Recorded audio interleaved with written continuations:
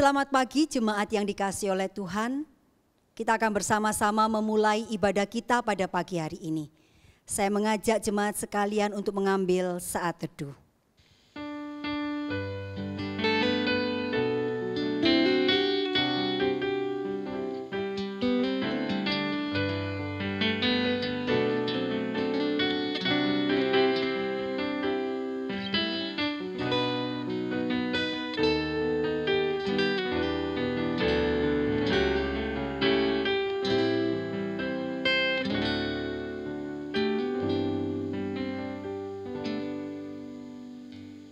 Mari kita mengarahkan hati kita kepada Tuhan dan beribadah kepadanya dengan sikap penyembahan. Ibadah kita pada pagi hari ini dilandasi dengan pengakuan bahwa pertolongan kita adalah dalam nama Tuhan yang menjadikan langit dan bumi dengan segala isinya, dan yang tidak pernah meninggalkan hasil perbuatan tangannya. Turunlah kiranya atas kita sekalian kasih karunia dan damai sejahtera dari Allah Bapa, Allah Putra, dan Allah Roh Kudus. Amin. Dengarkanlah firman Tuhan dari Mazmur 150 ayat 1, 2, dan 6. Demikian bunyi firman Tuhan. Haleluya, pujilah Allah dalam tempat kudusnya. Pujilah Dia dalam cakrawalanya yang kuat. Pujilah Dia karena segala keperkasaannya. Pujilah Dia sesuai dengan kebesarannya yang hebat. Biarlah segala yang bernafas memuji Tuhan. Haleluya. Jemaat yang dikasihi oleh Tuhan, mari kita bersama-sama mengangkat suara kita, memberikan segala hormat dan syukur kepada Allah kita, dengan menaikkan pujian hormat bagi Allah.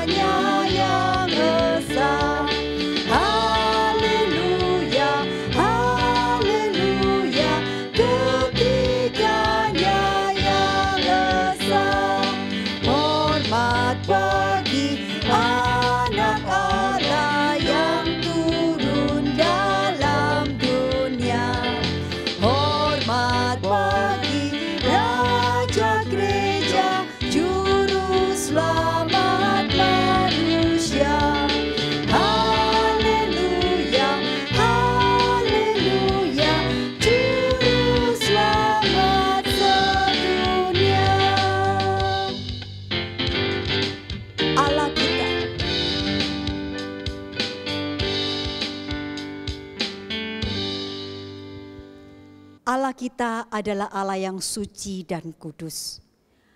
Maka marilah kita datang kepada Allah, menghampiri tatanya yang kudus dengan berhiaskan kekudusan. Mari jemaat yang dikasihi oleh Tuhan, saya mengajak setiap kita untuk bersama-sama mengaku dengan jujur segala dosa dan kesalahan kita di hadapan Tuhan. Agar pada pagi hari ini, ketika kita datang menghadap tata Tuhan yang kudus, kita sungguh dilayakkan dan dibenarkan oleh Allah. Mari kita bersama-sama berdoa. Tuhan Allah Bapa kami yang di surga, Allah yang begitu mulia dan agung, pagi hari ini kami datang kepadamu dengan penuh kerendahan hati. Kami menyadari bahwa sebagai anak-anak Allah, seringkali kami tidak hidup sesuai dengan panggilan kami. Kami sering melakukan hal-hal yang mendukakan hati Tuhan. Kami tidak hidup seturut dengan firman Tuhan. Kami lebih mengutamakan keinginan-keinginan kami yang kadang-kadang membiarkan kami jatuh di dalam dosa. Pagi hari ini Tuhan, dengan penuh kerendahan hati kami memohon belas kasihan Tuhan. Kiranya Allah berkenan mengampuni segala dosa dan kesalahan kami, serta menyucikan kami dari segala kejahatan. Terima kasih Bapa di surga untuk segala pengampunan-Mu. Kami juga mohon kiranya Allah Roh Kudus akan menolong dan menopang kami untuk menjalani kehidupan kami agar lebih berkenan kepada Tuhan. Terima kasih Bapa di surga. Hanya di dalam nama Tuhan Yesus kami berdoa. Amin. Jemaat yang dikasihi oleh Tuhan, ketika kita memohon pengampunan dari Allah, ketika kita mengaku segala dosa kita dengan jujur di hadapan Tuhan, maka segala dosa kita akan disucikan oleh darah Kristus. Hanya oleh darah Kristus.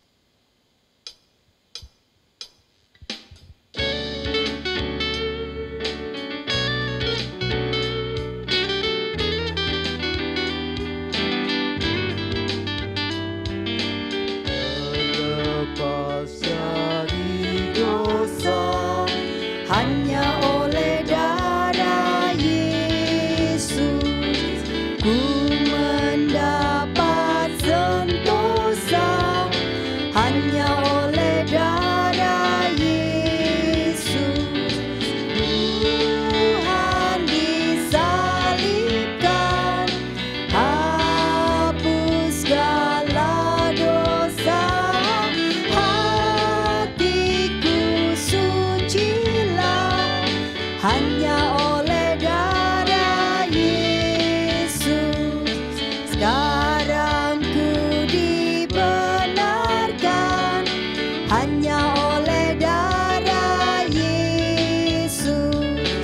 Hatiku disucikan hanya oleh darah Yesus.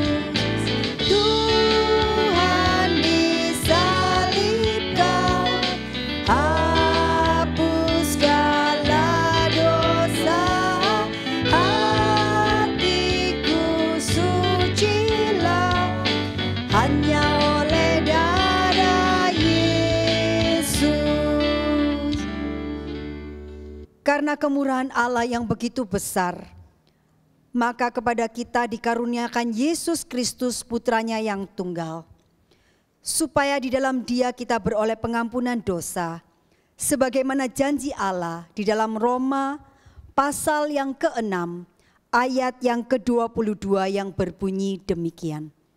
Tetapi sekarang setelah kamu dimerdekakan dari dosa, dan setelah kamu menjadi hamba Allah, kamu beroleh buah yang membawa kamu kepada pengudusan, dan sebagai kesudahannya ialah hidup yang kekal.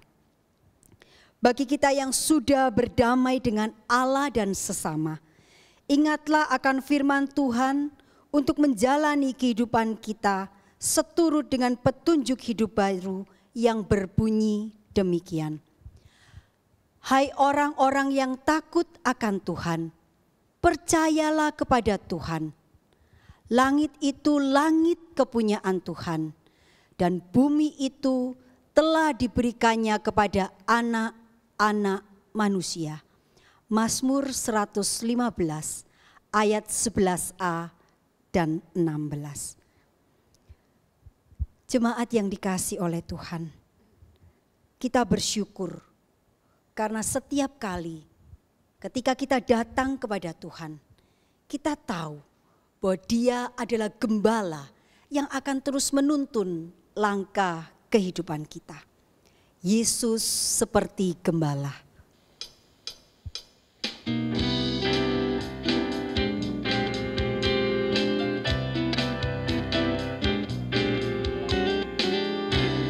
Seperti gembala kami sebagai dombanya, dipimpin dan dijaganya selama di dunia. Tuhan Yesus, Tuhan Yesus, sekarang kami milik-Mu. Tuhan Yesus, Tuhan Yesus, sekarang kami milik-Mu. Yesus sudah janji terima orang salah dan sesat. Tuhan memberi perhentian bagi yang menanggung berat. Tuhan Yesus, Tuhan Yesus, ku berserah padamu. Tuhan Yesus, Tuhan Yesus, ku berserah padamu. Mari jemaat yang dikasihi oleh Tuhan, bersama-sama dengan umat percaya sepanjang abad dan zaman, kita akan mengikrarkan pengakuan iman kita seturut dengan pengakuan iman rasuli yang berbunyi demikian. Aku percaya kepada Allah, Bapa yang Maha Kuasa, Khalik langit dan bumi, dan kepada Yesus Kristus, Anaknya yang tunggal Tuhan kita, yang dikandung dari Roh Kudus, lahir dari anak darah Maria, yang menderita sengsara di bawah pemerintahan Pontius Pilatus, disalibkan, mati dan dikuburkan, turun ke dalam kerajaan maut. Pada hari yang ketiga, bangkit pula dari antara orang mati, naik ke surga, duduk di sebelah kanan Allah, Bapa yang Maha Kuasa. Dan dari sana Ia akan datang untuk menghakimi orang yang hidup dan yang mati. Aku percaya kepada Roh Kudus, gereja yang kudus dan am, persekutuan orang kudus, pengampunan dosa, kebangkitan tubuh, dan hidup yang kekal. Amin. Kita akan bersama-sama mempersiapkan hati kita untuk mendengarkan firman Tuhan. Mari kita bersama-sama memujikan pujian firman-Mu pelita bagi kakiku.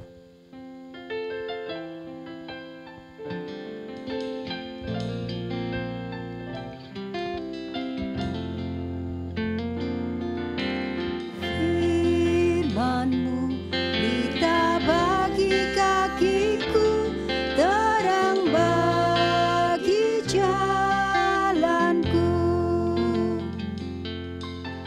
Firman-Mu pelita bagi kakiku, terang bagi jalanku. Waktu ku bimbang dan hilang jalanku, tetaplah Kau di sisiku, dan takkan ku takut asal Kau di dekatku, besertaku selamanya. Oh, firman-Mu pelita bagi kakiku, terang bagi jalanku. Kita ulangi sekali lagi, firman-Mu. Firman-Mu pelita bagi kakiku, terang bagi jalanku. Firman-Mu pelita bagi kakiku, terang bagi jalanku.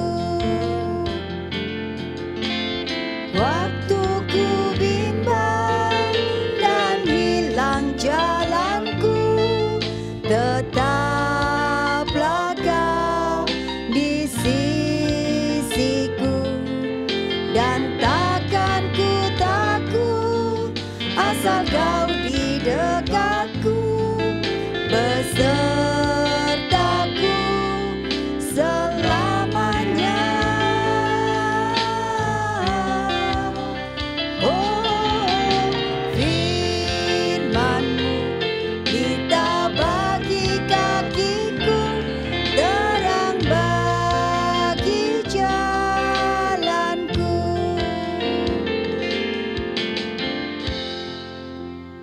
Waktu selanjutnya kami serahkan kepada Pendeta Edi Untoro. Selamat pagi Bapak Ibu Saudaraku yang terkasih dalam Tuhan. Mari sebelum kita belajar bersama-sama dari firman Tuhan, kita akan berdoa terlebih dahulu. Kita mohon Allah Roh Kudus sendiri akan membimbing dan juga menerangi hati pikiran kita semuanya. Mari kita berdoa. Allah Bapa yang bertahta dalam kerajaan surga, kami sungguh bersyukur ya Tuhan. Kalau Tuhan masih beri kesempatan kami untuk boleh datang menghadap hadirat Tuhan, untuk boleh menyembah Tuhan di dalam situasi dan kondisi apapun juga, dimanapun kami berada, kami yakin dan kami percaya Tuhan hadir, bahkan Tuhan sendiri yang akan senantiasa menyatakan rahmat dan anugerah-Nya. Sementara kami belajar firman-Mu ya Tuhan, biarlah Allah Roh Kudus sendiri yang akan memberikan pencerahan kepada setiap kami. Bukan sekedar kami tahu, bukan sekedar kami mengerti akan kebenaran firman-Mu, tapi kami boleh menjadi pelaku firman yang setia dalam hidup kami. Terpujilah nama-Mu Bapa, kami berdoa, kami berserah, hanya di dalam nama Tuhan kami Yesus Kristus. Amin.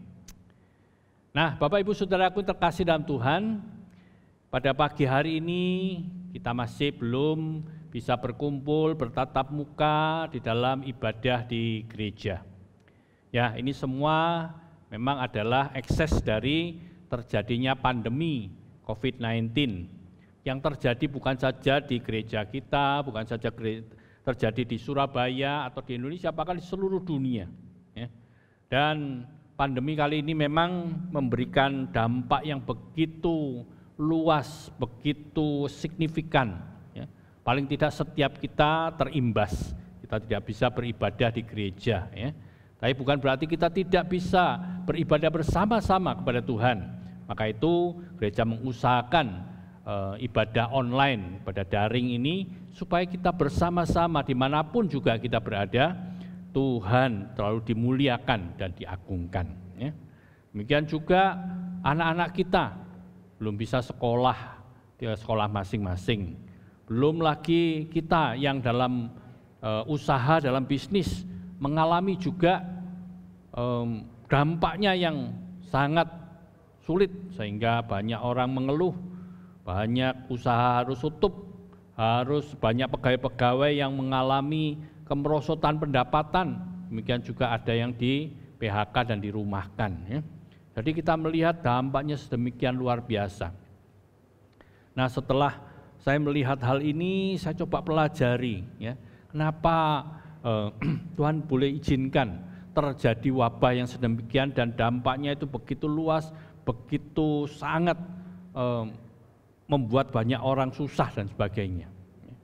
Nah, di dalam saya melihat dan belajar akan hal ini, nah, 3 bulan yang lalu saya pernah sampaikan di PA Persekutuan Doa Rabu, ya, bahwa rupanya di dalam kurun waktu 300 tahun ini telah terjadi 4 kali wabah besar di seluruh dunia.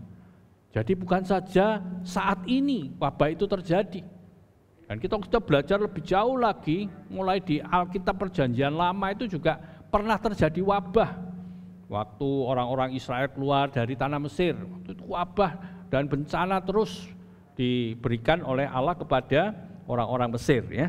Nah, ketika saya coba mempelajari kenapa di dalam 400 tahun ini ada dalam 300 tahun ini ada 4 wabah yang besar yang terjadi di dunia ini. Saya percaya pasti ada sesuatu yang Tuhan mau ajarkan kepada kita. Mengapa dan apa yang harus kita pelajari di dalamnya, ya. Yang pertama, kalau kita lihat pada tahun 1720 itu ada wabah pes dan sampar. Ya. Itu berasal atau melanda kota Marseille di Prancis.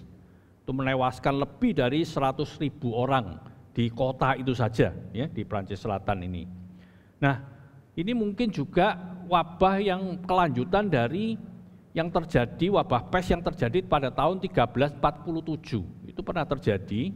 Nah, rupanya itu belum tuntas begitu, sampai 300 tahun lebih kemudian muncul lagi. Dan itu memakan korban hampir sepertiga dari penduduk Eropa, sekitar 25 juta orang. Waduh, sangat mengerikan sekali. Ya. Sehingga wabah waktu itu diberi julukan sebagai The Black Death.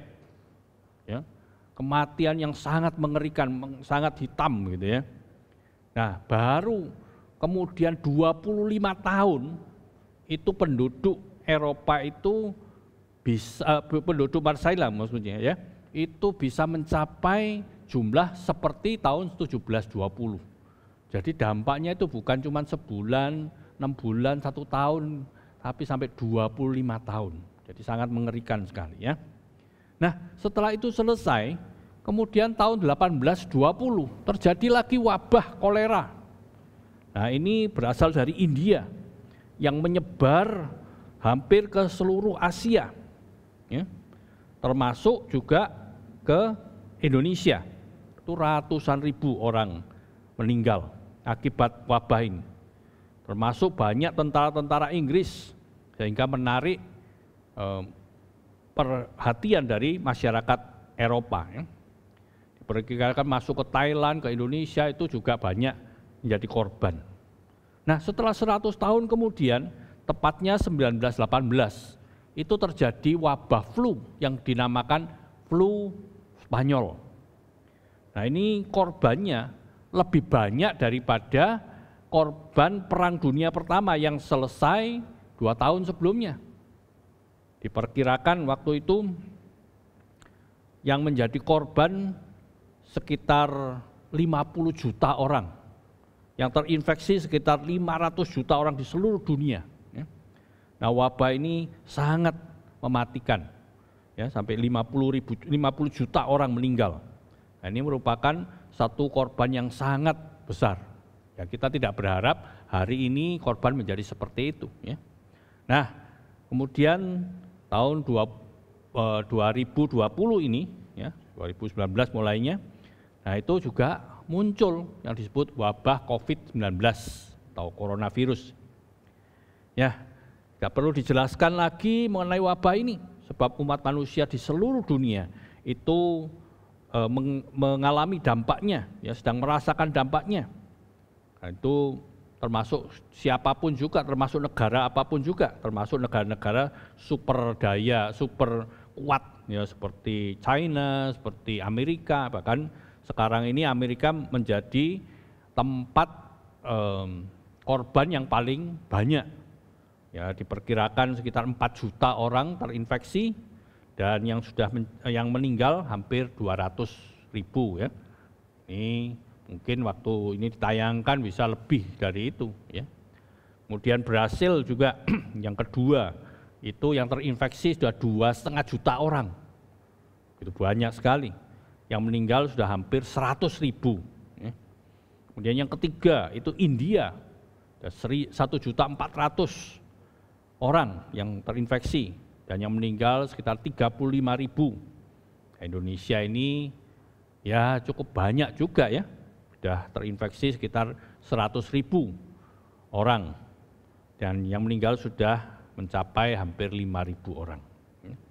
Dan di seluruh dunia penderitanya sudah 15 juta orang, yang meninggal sekitar 700.000. Ini data-data statistik yang sangat luar biasa sekali. Nah, di dalam keadaan seperti ini, kalau kita perhatikan baik-baik, apa sih maksud Tuhan ini dengan penyakit seperti itu? Ya, di balik semua penderitaan, semua hal-hal negatif yang kita lihat, ya, baik itu secara kesehatan, baik itu secara ekonomi, baik secara kemasyarakatan, ya, termasuk juga mental, Banyak orang ketakutan, paranoid, sangat luar biasa, sampai tidak berani ketemu orang, tidak berani keluar, tidak berani apa-apa. Ya. Dan banyak sekali. Tapi di balik itu ada orang-orang tertentu yang memberikan foto-foto kepada saya itu bahwa udara atau langit sekarang itu begitu bersih ya. Moto-moto waktu pagi itu begitu bening, begitu biru sekali. Itu tidak pernah terjadi selama ini. Ya tentu saja karena penerbangan sudah berhenti, hampir dikatakan sama sekali berhenti beberapa bulan yang lalu ya. Sekarang sudah mulai lagi sih. Ya, jadi artinya waktu pesawat itu berjalan di atas angkasa itu, mereka kan mengeluarkan emisi-emisi gas buangnya. Jadi di situ banyak sekali sebetulnya ini gas-gas yang membuat udara itu menjadi kotor. Nah, itu bukan cuma 10, 20, 100, 200, ribuan, mungkin bahkan puluhan ribu seluruh dunia ini. Jadi saya berpikir mungkin inilah cara Tuhan untuk apa? Untuk membuat udara kita semakin lebih bersih lagi. Nah, maka itu tema kita pada pagi hari ini adalah jagalah lingkungan hidup tempat hidupmu. Ya. Nah, tentunya ini punya korelasi yang begitu dekat dengan apa yang akan kita bicarakan bersama. Nah, kita kembali kepada masa-masa penciptaan, Kejadian pasal 1. Bahwa dunia ini, mulai dari bumi ini sendiri, mulai dari tumbuh-tumbuhan, binatang, bahkan manusia, itu diciptakan oleh siapa? Oleh Allah sendiri. Allah yang menciptakan semua ini, sedemikian rupa. Dan selalu dia katakan bahwa apa yang diciptakan itu baik. Selalu hari pertama ditutup dengan kata bahwa apa yang diciptakan itu baik. Kedua juga begitu. Sampai terakhir ketika menciptakan manusia, dia mengatakan kualifikasinya adalah sungguh amat baik. Artinya apa? Dunia ini diciptakan sedemikian indahnya. Ya. Nah, puncaknya ketika Allah menciptakan dunia ini, menciptakan manusia. Ya. Waktu manusia diciptakan, itu bukan berarti ya supaya Tuhan itu punya objek untuk bisa dilihat, untuk bisa diajak ngomong, begitu. Bukan, tapi Tuhan punya rencana dan punya tujuan yang sangat spesifik. Di dalam Kejadian pasal 1 ayat 26 sampai 28, kita bisa lihat ketika Allah berfirman, ketika Allah mau menciptakan manusia itu sangat spesial. Kalau dia menciptakan tanaman, menciptakan binatang, itu hanya dengan firman saja. Dia hanya mengatakan begitu aja semua sudah tumbuh. Tapi ketika dia mau menciptakan manusia, dia memberikan mengadakan sebuah semacam rapat gitu ya, semacam konferensi. Dia mengatakan, baiklah kita. Itu adalah gambaran akan keutuhan daripada Allah Tritunggal. Bukan dikatakan single, saya, atau Allah Bapa saja, atau Allah Anak saja, atau Allah Roh Kudus saja. Tapi di situ ada satu keutuhan dari Allah Tritunggal yang mengatakan baiklah kita menjadikan manusia menurut gambar dan rupa kita. Itu merupakan satu angan-angan yang Tuhan ingin berikan pada kita sebagai manusia. Dengan satu tujuan, bukan sembarangan. Dikatakan apa? Supaya mereka itu, maksudnya manusia ya, berkuasa atas ikan-ikan di laut dan burung-burung di udara dan atas ternak dan atas seluruh bumi. Ya, atas seluruh bumi kita ini diberikan kuasa dan atas segala binatang melata dan merayap di bumi. Ya. Ayat 28, Allah memberkati mereka. Lalu Allah berfirman kepada mereka, beranak cuculah dan bertambah banyak. Perintahnya, penuhilah bumi dan taklukkanlah itu, berkuasalah atas ikan-ikan di laut dan burung-burung di udara dan atas segala binatang yang merayap di bumi. Ini yang disebut mandat budaya. Ya. Kalau kita belajar teologi itu disebut cultural mandate. Ya, mandate. Itu berarti kita diberi mandat, diberikan hak kewenangan oleh Allah Bapa, oleh Allah Tritunggal. Untuk apa? Untuk menaklukkan dan berkuasa untuk semua bumi. Ya, tapi jangan lupa, seringkali ini yang dijadikan senjata oleh orang mengatakan, nah inilah makanya kita bisa lakukan seenak-enak kita, semau-mau kita untuk dunia ini.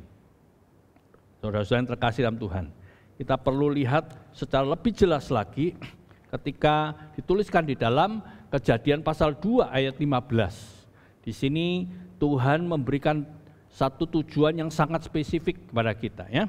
Kita baca sama-sama pasal 2 ayat 15 dari kitab Kejadian ini. 1, 2, 3. Tuhan Allah mengambil manusia itu dan menempatkannya dalam Taman Eden. Ya. Nah, katakanlah, untuk apa? Mengusahakan dan memelihara taman ini. Perhatikan baik-baik kata untuk. Inilah tujuannya. Manusia diciptakan untuk apa? Bukan untuk senang-senangan saja, bukan untuk melakukan hal-hal yang semau-maunya saja. Tapi Tuhan punya tujuan, yaitu apa? Untuk mengusahakan dan memelihara. Ini yang saya harap kita belajar baik-baik, ya. Dan ini merupakan satu kata yang sangat penting sekali. Dan ketika saya belajar dari dalamnya begitu kaya sekali. Mengapa Alkitab dalam Perjanjian Lama itu memakai bahasa Ibrani? Nah, rupanya kata yang dipakai untuk mengusahakan itu adalah kata abad, ya. Abad itu bukan abad 100 tahun gitu ya. Nah, ini ada orang-orang yang di konkordansi itu, ya, itu menuliskan bahwa di dalam Perjanjian Lama itu saja abad ini dipakai 290 kali dan artinya itu begitu banyak, ada puluhan, ya. Saya ambil cuman beberapa aja, ya. Nah, angka-angka yang di belakangnya itu adalah angka-angka pemakaian di dalam Alkitab itu. Jadi abad itu dikatakan memiliki pemahaman sebagai bukan saja mengusahakan tetapi beribadah, ya. Itu 114 kali, itu paling banyak, ya. Ini seperti apa, biasanya di TV itu family 100 gitu ya. Nah, itu yang paling banyak itu adalah beribadah, kemudian bekerja, berbakti, mengusahakan, ya. Nah, kata inilah yang ibadah itu berasal dari kata yang digunakan adalah abodah. Kalau kita pernah dengar kata abodah, ada bersujud, ya. Ini merupakan satu hal yang sangat indah sekali. Kalau manusia itu mengusahakan beribadah atau berbakti. Nah, ini keliru lagi, ada kesalahan juga, ya. Nah, itu banyak orang dulu, ya, kan mungkin sekarang juga itu ada yang menyembah ciptaan Tuhan. Matahari, ada dewa matahari, ya toh? Ada dewi bulan. Ya. Kalau lagi terang bulan itu katanya, oh ini ada dewinya. Ya. Kemudian juga mereka itu di agama animisme, dinamisme itu kan ada yang menyembah wah, gunung yang tinggi, batu yang besar, pohon yang angker, ya. Jadi ciptaan-ciptaan itu disembah. Nah, ini beribadah katanya gitu, ya. Nah, bukan itu maksudnya, ya. Maksudnya ketika kita ini menjalankan apa yang Tuhan perintahkan, itu adalah ibadah, itu adalah bakti kita. Jadi waktu kita memelihara, mengusahakan, bekerja untuk dunia ini, untuk kebaikan dunia, untuk kelestarian dunia ini, itu adalah ibadah kita. Itu tidak mengurangi nilai seperti kita ibadah di gereja. Ya, kita ibadah di gereja kadang-kadang malah ngantuk. Pulang juga kadang khotbahnya juga sudah lupa, pujiannya juga mungkin tidak tahu atau gimana, ya kan? Tetapi yang dimaksudkan di sini adalah menjalankan akan perintah Tuhan, menjalankan kehendak Tuhan itu adalah ibadah kita, ya. Jadi waktu kita ini lakukan tugas-tugas untuk menjaga kelestarian kehidupan lingkungan kita, ini merupakan satu bakti yang kita mengusahakan di situ. Nah, di dalam bagian lain itu ada versi-versi, ya, yang lain dan juga bahasa yang lain dikatakan to work, to serve, ya, untuk melayani di sana. Kemudian juga dikatakan mengolah, mengerjakan. Jadi kita bisa lihat bahwa ketika kita disuruh mengusahakan dunia ini, bumi ini, itu adalah sebuah bakti kita, sebuah pelayanan kita yang luar biasa. Nah, bukan saja kita ini dikatakan tadi mengusahakan, tapi juga memelihara, ya, memelihara akan dunia ini atau taman ini, ya. Oke. Nah, ini pakai kata syamar, ya. Kata syamar itu dikatakan dipakai 468 kali di dalam Alkitab kita, di dalam Perjanjian Lama khususnya, ya. Jadi di situ kita bisa lihat bahwa beberapa juga ayat pemahamannya bukan cuma satu aja, bukan memelihara saja, tetapi apa? Ada dikatakan berpegang, memelihara, itu 44 kali, ya. Dengan setia, menjaga, mengamati, mengawasi, dan menunggui. Nah, ini saya ambil beberapa saja, ya. Nah, kita bisa lihat bahwa arti yang begitu dalam, yang begitu luas ini mengatakan apa? Ketika kita memelihara itu tidak cuma untuk kesenangan kita saja, tapi kita ini juga mengawasi, menunggui, menjaga, ya. Katakan di dalam bahasa Inggris itu to watch, ya, to keep, to guard, ya, observe, ya, protect, ya, bahkan save life. Sangat luar biasa sekali, begitu luar biasa. Kita ini dituntut satu apa? Tanggung jawab. Berapa banyak di antara kita yang peduli dengan lingkungan kita? Wah, kadang-kadang rumput-rumput itu diinjak-injak gak karu-karuan, ya kan? Terus bunga-bunga di pinggir jalan itu dipetii sampai Bu Risma ngamuk-ngamuk. Nah, banyak orang kadang-kadang tidak peduli dengan itu. Nah, kita sebagai orang Kristen, kita yang tahu, yang diberikan oleh firman oleh Tuhan sendiri seperti ini, mari kita juga punya tanggung jawab untuk itu, ya. Untuk apa? Menjaga supaya kelestarian hidup kita di dunia ini tetap terjaga dengan baik, ya. Dan itu dilakukan dengan setia, dengan benar-benar, dengan segenap hati, bukan cuma asal-asalan saja. Nah, saudara-saudaraku yang terkasih dalam Tuhan, kita lihat bahwa apa? Tuhan sudah memberikan mandat kepada kita. Artinya mandat itu apa? Artinya kepercayaan kepada kita. Apakah kita mau melakukan itu? Kita nanti akan kita lihat apa sih yang bisa kita lakukan, ya. Nah, sebelum itu saya akan berikan juga ada orang-orang yang memang sangat peduli dengan lingkungan hidup kita, ya. Di dunia internasional itu ada organisasi pencinta lingkungan hidup, ya. Yang secara internasional saya ambil beberapa, itu banyak juga, tapi saya ambil beberapa yang cukup mungkin pernah kita dengar, ya. Kalau enggak ya hari ini paling tidak saudara tahu, gitu, ya. Yang pertama itu adalah Worldwide Fund for Nature atau WWF. Wah, gambarnya itu beruang, ini bukan beruang, ini apa, panda, ya. Itu adalah binatang kasina, ya. Nah, WWF ini adalah sebuah organisasi lingkungan dunia yang bergerak dalam konservasi lingkungan hidup dan pengelolaan sumber daya alam secara berkelanjutan. Jadi dia itu yang mengelola semuanya ini, ya. Organisasi ini sering mengadakan penelitian di bidang konservasi serta upaya melindungi habitat flora dan fauna, ya. WWF ini berpusat di Glen, Swiss, juga membuka program di berbagai negara di dunia termasuk di Indonesia itu juga ada, ya, WWF, ya. Dan yang kedua itu kalau kita pernah dengar yang namanya Greenpeace, damai hijau, gitu, ya, atau hijau damai, gitu, ya. Nah, organisasi ini pusatnya di Amsterdam di Belanda, ya. Nah, saat ini anggotanya sudah meliputi hampir seluruh dunia. Greenpeace merupakan organisasi pecinta lingkungan yang sangat gigih berjuang melawan tindakan yang dapat merusak lingkungan.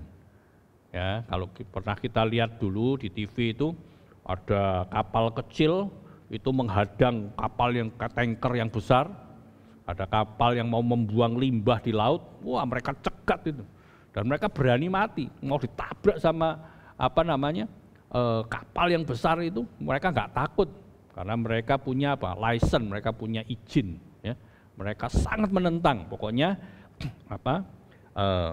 tindakan-tindakan yang bisa merusak lingkungan hidup. Wah, ini luar biasa sekali, ya.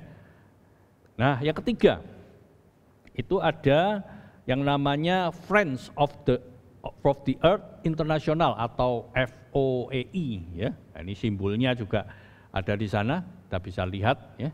Mungkin pernah kenal nanti atau kita sekarang kenalan gitu ya. Nah, FOEI ini ada sebuah federasi yang bergerak dalam pelestarian lingkungan hidup. Itu hampir sama dengan Greenpeace. Federasi ini berpusat di Amsterdam, Belanda ya. Kegiatan organisasi adalah mempelopori gerakan cinta kepada bumi sebagai satu-satunya planet yang dapat dihuni manusia.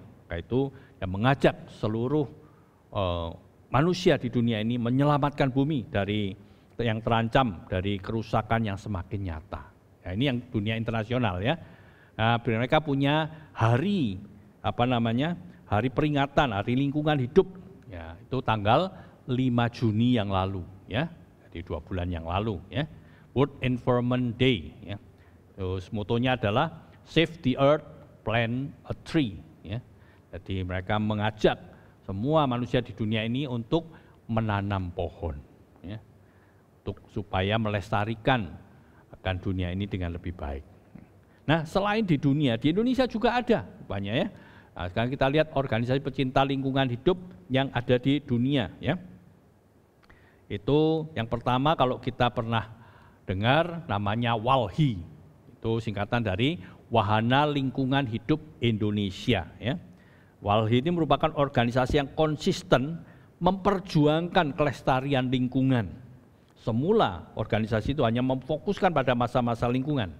Namun seiring dengan perkembangan politik, organisasi ini juga merambah masalah-masalah sosial. Ya, ini sesuai dengan slogan mereka, yaitu menuju transformasi sosial, kedaulatan rakyat dan keberlanjutan kehidupan.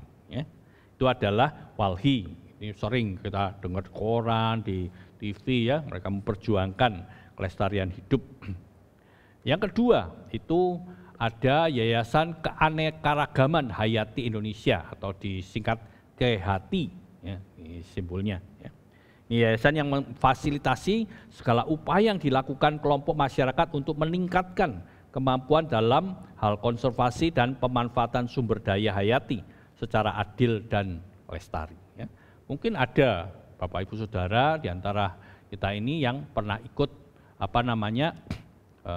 gerakan-gerakan ini ya, lembaga-lembaga ini. Ya. Yang ketiga itu ada yang disebut Yayasan Borneo Orangutan Survival BOS BOS. Nah, kelihatan sekali gambarnya sudah orangutan gitu ya. Nah, ini memang mereka lebih bergerak dalam habitat orangutan yang ada di daerah Kalimantan ya. Itu didirikan tahun 1991 dan itu adalah foundation, adalah lembaga yang non-profit ya untuk mengembangkan dan mereka itu take care gitu ya, memelihara atau peduli dengan 650 orang hutan yang ada di sana ya. Dan mereka disupport oleh 400 staf yang sangat bertanggung jawab. Nah, ini adalah organisasi-organisasi yang ada di Indonesia ya. Dan Indonesia sendiri punya Hari Lingkungan Hidup Nasional ya. Yang kalau tadi internasional itu 5 Juni, kalau di Indonesia itu Hari Lingkungan Hidupnya adalah 10 Januari ya. Nah, mereka mengatakan Selamat Hari Lingkungan Hidup Indonesia, hari gerakan 1 juta pohon. Mereka juga mencanangkan khususnya tahun 2020 ini ya, dengan menggalakkan penanaman pohon. Ya. Penting sekali karena pohon itu merupakan pensuplai juga salah satu sumber pensuplai oksigen buat kita semuanya supaya udara itu lebih segar. Indonesia khususnya Surabaya ini kenapa seringkali mendapatkan award-nya? Karena di Surabaya ini rimbun sekali, di Surabaya ini dijaga akan kelestarian pohon-pohonan yang ada ya. Nah, saudara-saudaraku yang terkasih dalam Tuhan, kita sudah belajar banyak hal ini. Mungkin kita tidak bisa terlibat langsung dengan organisasi-organisasi tadi, ya kan? Waduh, saya mana ada waktu ikut WALHI, ikut KHATI, ikut Greenpeace dan sebagainya ya. Tapi saya percaya ada orang-orang yang punya punya kepedulian seperti itu, ada concern yang begitu dalam ya. Tapi paling tidak saya ingin mengajak kita semuanya untuk melakukan satu hal yang simpel saja ya, tetapi kita bisa menjaga akan kelangsungan kelestarian hidup di sekitar kita ya. Apa sih yang bisa kita lakukan ya? Yang pertama, saya cuma menganjurkan ya, jangan kita buang sampah sembarangan ya. Gak usah jauh-jauh, di Surabaya ini saja Bu Risma itu sudah berbengok-bengok ya, teriak-teriak terus, jangan buang sampah di kali, dong sungai itu loh. Itu katanya sampai ada sampah itu bukan cuma sampah rumah tangga, itu ada kasur itu masuk di sungai, ya kan? Wah, ini sudah sangat keterlaluan ya. Nah, juga demikian kita jangan buang sampah di jalanan sembarangan ya. Saya kadang melihat di halaman gereja itu ada orang turun mobil terus sampahnya itu tisu-tisu dibuang sembarangan. Ya kita memang punya koster untuk membersihkan itu, tapi mari kita ini menjaga diri, kita membiasakan diri untuk apa? Untuk membuang sampah itu ada tempat sampah gitu. Ya, paling taruh kantong plastik kemudian masukkan di tempat sampah ya. Jadi apa? Kita membiasakan diri untuk tidak membuang sampah sembarangan, kita jaga ya. Kemudian juga menjaga kebersihan diri dan lingkungan. Nah ini sekarang ini pandemi ini kan sekarang kita diajari apa? Bersih. Itu banyak cuci tangan ya. Kalau kita dari luar, dari kumpul-kumpul dengan orang begitu, ke pasar, ke toko dan sebagainya, pulang-pulang itu cuci muka, kadang ada yang mau mandi ya kan. Dulu padahal sehari belum tentu mandi sekali. Nah, sekarang itu diajari apa? Bersih diri supaya jaga minimal bersih ya. Kemudian bersih lingkungan. Nah, ini saya harapkan kita ini mulai apa? Belajar ya. Nah, seringkali waktu dulu kita masih ibadah sama-sama di gereja, biasanya setelah ibadah kita ada snack, ada minum ya. Nah, itu saya masih lihat banyak sekali plastik-plastik itu ditaruh sembarangan, ditaruh di kursi-kursi, minuman itu, gelasnya, cangkirnya itu digeletakkan gitu saja. Biasakan untuk apa? Bersih ya, kembalikan, ada tempatnya kan, ada bak di situ, kembalikan. Nah, saya melihat kalau waktu saya di Australia yang lalu pernah makan bersama-sama dengan anak saya, ya kita biasanya kalau sudah makan di food court harus selesai kan ditaruh situ. Ya kita terus pergi, nanti kan ada yang bersihkan. Langsung anak saya bilang, jangan gitu Pak, ini harus dibersihkan, dibawa ke tempat memang untuk piring kotor, gelas kotor, di sana ada tempatnya sendiri. Dan itu orang sudah membiasakan begitu. Nah, mari kita ini mulai, ya sekarang apalagi yang disebut new normal gitu ya, kita mulai satu kebiasaan yang baru, ya menjaga kebersihan diri, menjaga kebersihan lingkungan, terutama di gereja kita ini. Ya, besok kalau memang majelis mengizinkan kita untuk kumpul lagi, kita ada ibadah bersama, kita ada snack, ya kita coba mulai belajar ya, supaya apa? Bersih, itu adalah perintah Tuhan juga. Saudara beribadah bukan karena saudara datang ke gereja, tapi saudara beribadah karena apa? Saudara melakukan apa yang Tuhan mau ya. Kemudian juga ada larangan sekarang ya. Di Bali itu sekarang sudah tidak boleh pakai kantong plastik. Ya, kalau kita belanja, kalau kantong plastik harus bayar. Ya, jadi kadang-kadang kita bawa tas sendiri, sehingga itu sudah dijalankan di seluruh Bali. Nah, Surabaya katanya sudah mulai mau diadakan seperti itu, di Jakarta juga. Ya. Nah, sebisa mungkin kita bawa tas sendiri. Ya. Saya biasanya kalau beli 1-2 barang yang bisa saya bawa. Ketika pegawainya mau dimasukkan plastik, saya bilang nggak usah, sudah saya bawa sendiri, saya kantongi, saya bawa pakai tangan gitu ya. Kita membiasakan diri untuk apa? Untuk mengurangi kantong plastik. Karena plastik ini, bahan plastik ini adalah bahan yang sulit untuk dihancurkan sampai puluhan ratusan tahun nggak bisa. Ya. Banyak orang mengeluh karena apa? Ada ikan-ikan yang mati, biota-biota laut yang mati karena apa? Kena plastik. Ya. Maka itu mari kita juga mulai menjaga, mengurangi paling tidak ya. Mungkin tidak bisa kita besar-besar, ya, hal-hal remeh yang sehari-hari bisa kita lakukan ya. Kemudian juga pakai air bersih itu secukupnya. Jadi jangan saya pikir, wah saya bisa bayar kok, saya murah-murah pokoknya gitu ya. Nah, air ini juga adalah sumbernya dari bumi ini. Jadi jangan dibuang sembarangan ya. Kemudian juga menanam dan merawat tanaman ya. Seperti tadi bahwa baik itu Hari Lingkungan Hidup internasional maupun Indonesia selalu berbicara tentang apa? Pohon. Kita menanam tanaman. Jadi kalau di rumah usahakan ada tempat untuk menanam tanaman. Kalau enggak ada ya pakai pot. Itu sangat membantu. Ya, saya bersyukur istri saya itu suka tanaman meskipun dia enggak tiap hari nyirami, saya yang nyirami. Saya senang karena kalau lihat tumbuhan itu hijau dan sebagainya itu ayem ke hati ya. Jadi mari kita juga belajar untuk menanam pohon dan merawat pohon dengan baik ya. Supaya apa? Udara kita itu akan bersih dan segar ya. Tapi jangan dibawa tanaman itu ke dalam rumah karena dia kalau malam itu justru mengeluarkan CO2 itu sangat berbahaya justru di luar rumah ya. Nah itu sangat penting sekali. Kemudian juga jangan menyiksa binatang. Saya lihat ada video itu binatang dipukuli, banting-banting gitu ya. Jangan ya, dirawat dengan baik. Kalau nggak suka ya mending dilepas atau dikasihkan orang ya. Jadi banyak sekali hal yang harus kita lakukan ya.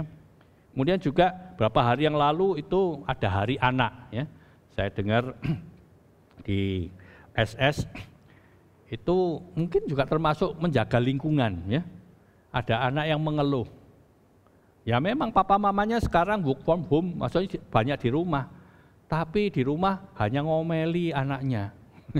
Anaknya marah, jadi jengkel ya. Anaknya lebih susah lagi. Kemudian kalau ditanya-tanya, wah dibentak-bentak karena apa? Dia lagi sibuk baca WA, baca Instagram, ya, main medsos gitu ya. Nah, ini kan juga lingkungan ya. Jadi mari kita juga menjaga lingkungan kita, keluarga kita ini ya. Anak-anak kita juga membutuhkan kita untuk memperhatikan mereka. Ada quality time ya. Ada bukan cuma sama-sama di rumah saja, tapi sungguh-sungguh menciptakan suasana yang menyenangkan di rumah ya. Nah, kemudian saya kasih titik-titik di sini ya. Nah, itu saudara mau bikin apa saja ya. Pokoknya sesuatu yang bisa membuat lingkungan kita itu lebih indah, lebih baik, lebih menyenangkan. Jadi dunia di mana kita tinggal itu jadi dunia yang menyenangkan buat kita ya.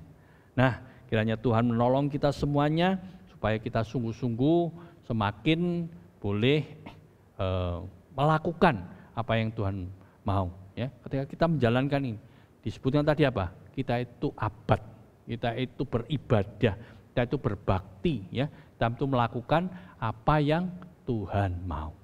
Ya, Tuhan memberkati kita semuanya. Kalau kita semuanya lakukan, ya kita nggak usah nuntut banyak-banyak dari orang lain lah. Kita sendiri mulai dari kita, dari keluarga kita, dari lingkungan kita. Saya yakin dunia ini akan lebih baik lagi. Puji Tuhan. Mari kita berdoa. Allah Bapa yang bertahta dalam kerajaan surga, kami bersyukur Tuhan, karena Tuhan memberikan kami dunia yang begitu sempurna, begitu baik, begitu indah untuk setiap kami.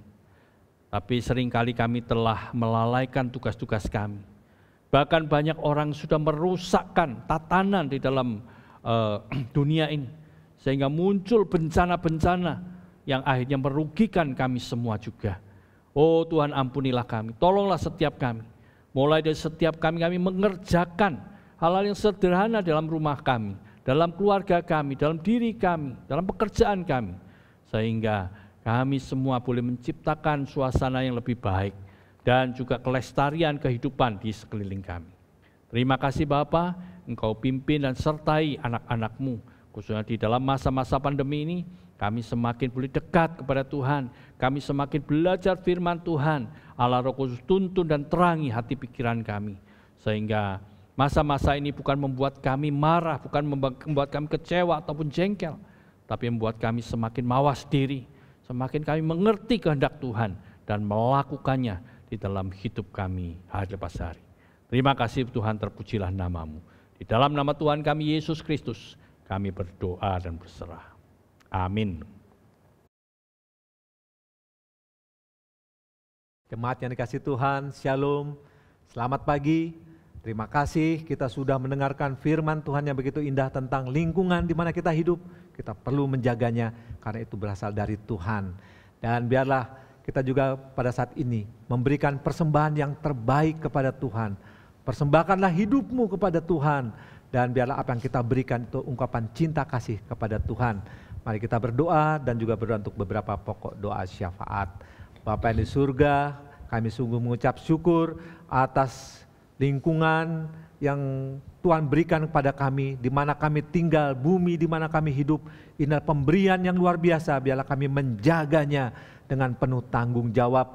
Terima kasih Tuhan, terima kasih atas berkat Tuhan yang berkelimpahan, sehingga kami boleh memberikan persembahan kepadamu. Biarlah ini Tuhan Engkau terima sebagai tanda cinta kasih kami kepada Tuhan. Persembahan syukur, persembahan persepuluhan, persembahan pembangunan, janji iman.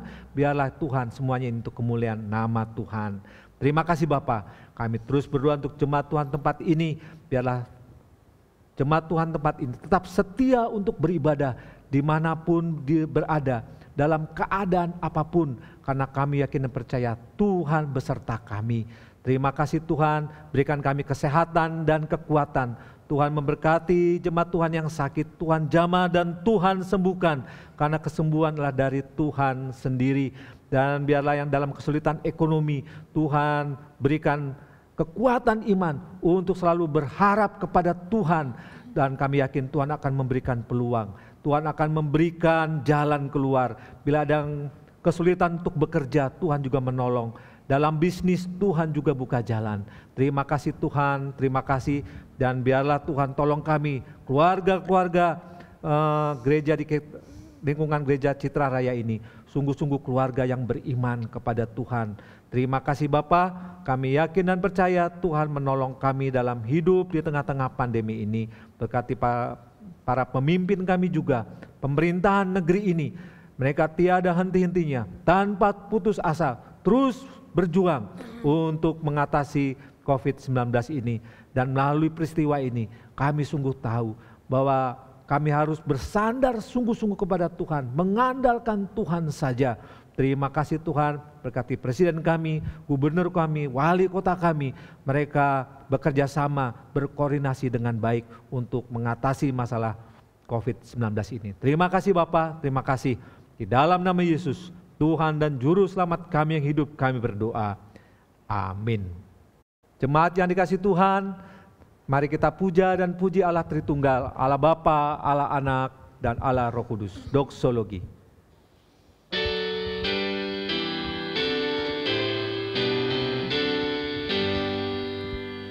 Puji Allah Bapa Putra, puji Allah Roh Kudus, ketiganya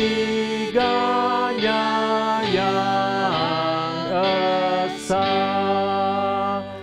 Pohon selamat sumber berkat. Amin.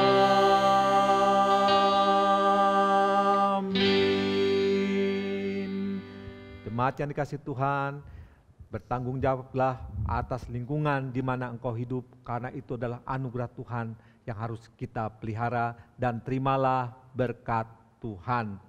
Kiranya Allah pencipta langit dan bumi, yang mengaruniai kita langit dan bumi, di mana kita hidup ini, mencurahkan berkat-berkat yang berkelimpahan kepadamu. Dan biarlah anak yang tunggal memberikan engkau damai sejahtera, dan Allah Roh Kudus memberikan engkau kekuatan dan penghiburan dari sekarang sampai Tuhan Yesus datang kembali. Amin. Amin.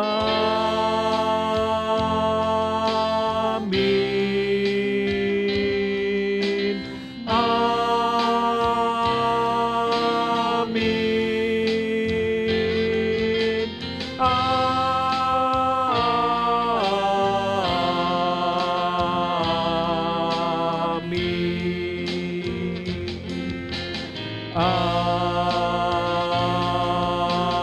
Amin. Amin. Ibadah selesai, saat teduh, Tuhan Yesus memberkatimu.